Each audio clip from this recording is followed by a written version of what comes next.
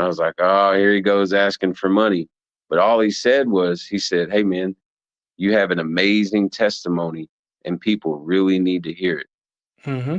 And he just handed me like a pamphlet to some church somewhere, some little old church somewhere. And he didn't say anything else and he walked off. And so, I was like, man, I really felt like that was God talking to me. Another time, one of my buddies' dad died, and at the funeral, I spoke, and another buddy comes up and he's like, "Hey, man, you ever thought about public speaking? Because that was really good."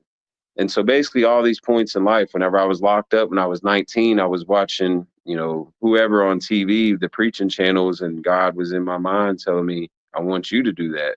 And I'm like, dude, I'm a punk kid from the trailer park. Like, who's gonna listen to me, dude? Yeah.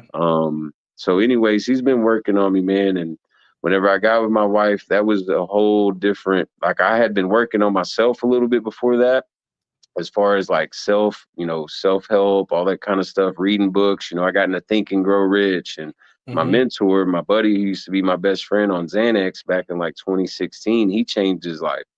But he had a spiritual awakening. He didn't tell me about spiritual stuff. He was just telling me about the mental stuff. So I Yeah. really started working on reading books, changing the way I think.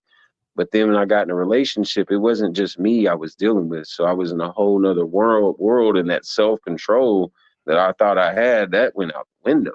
Yeah. Because you're Um, you're you're you're put in a very emotional state.